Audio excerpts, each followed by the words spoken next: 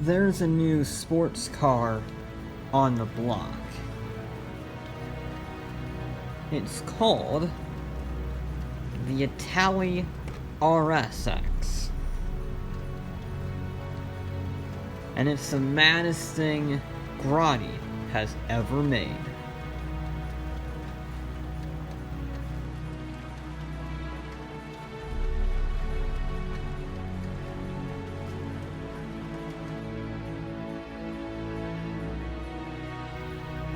This is a pretty standard formula for us, let's be honest. We have a very high-tech, very powerful sports car, and we have an empty runway in front of us. 2 plus 2 equals 4 people.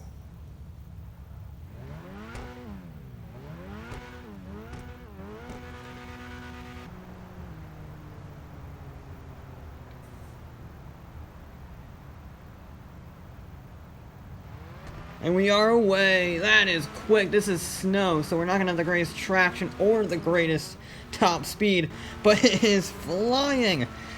10,000 RPM. Boom! 110. 120. 130. And brake. We're out of runway. We're out of runway. That's some serious speed for the snow. And the reason why it had so much speed, we have to look at this vehicle.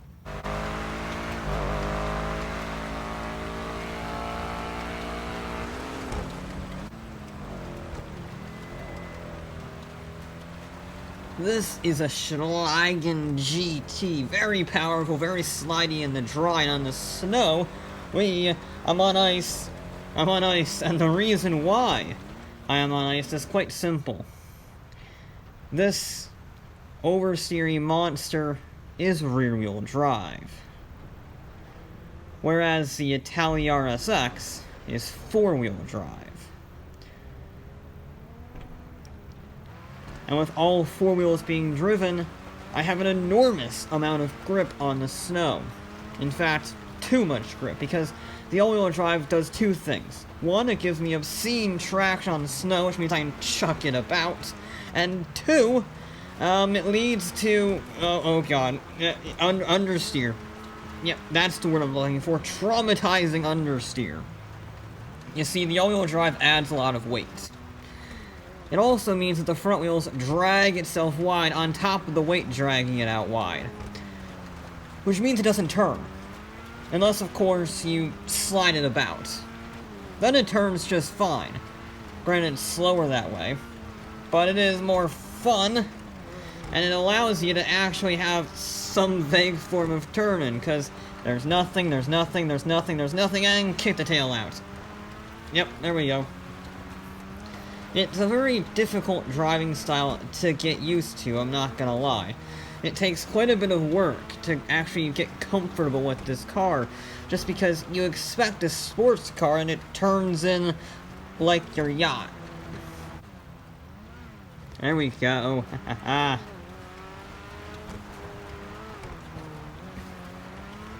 Yes, sliding is the answer. Sliding, nothing, and kick the back end out.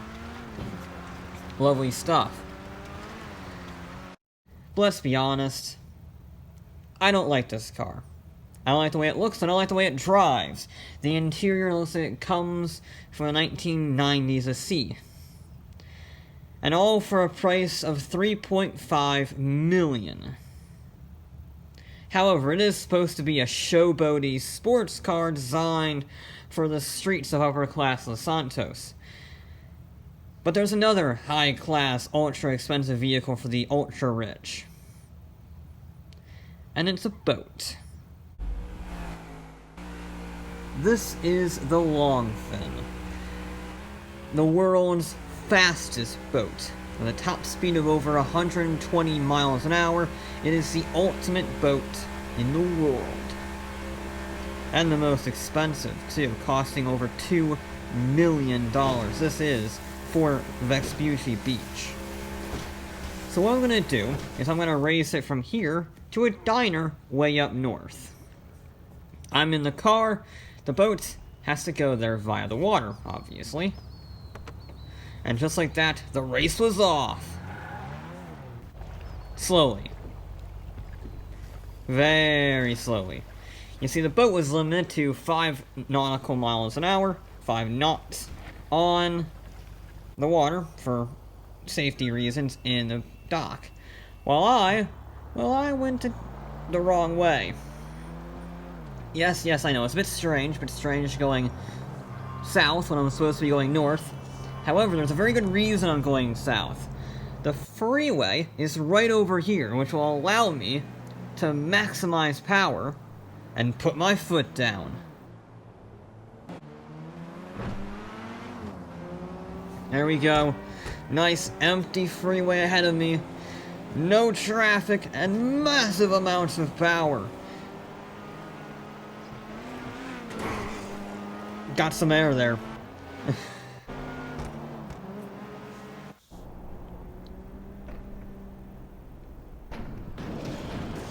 Whoa! I wasn't the only one getting the hammer down.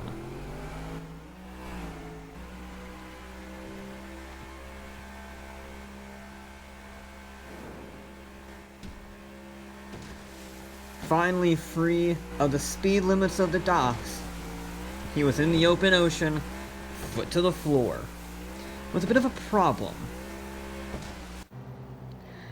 My only problem was traffic. You're slowing me down with your incompetent driving. Get out of the way! Move!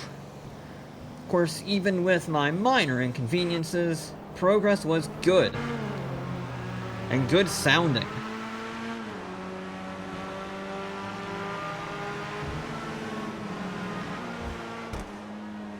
Oh, that never gets old. His problem was a bit bigger, though. The waves. Yes, he had 120 mile an hour top speed, but he couldn't use it if he was bouncing around all over the place, which meant that him and I were basically going the exact same speed. The only difference is he didn't have to worry about traffic or police. I'm stuck at 55. He's somewhere to my left, and I'm stuck.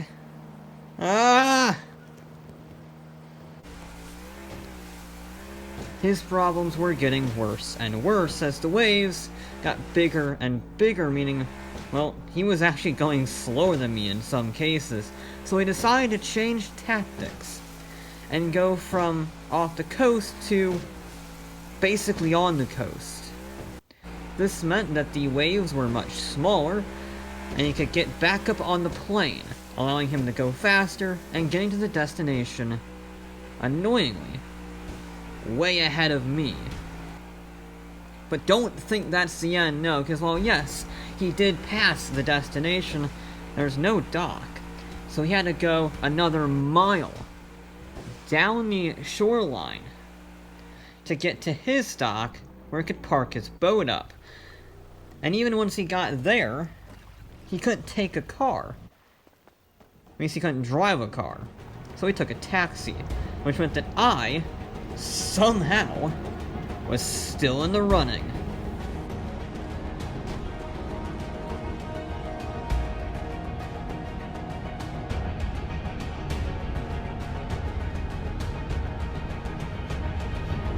Alright, we're free. Get out of here. Move! I have open air in front of me, and there's a bloody car! Get out of my way! Get out of my way, I'm in a race, I'm in a race, I'm in a race!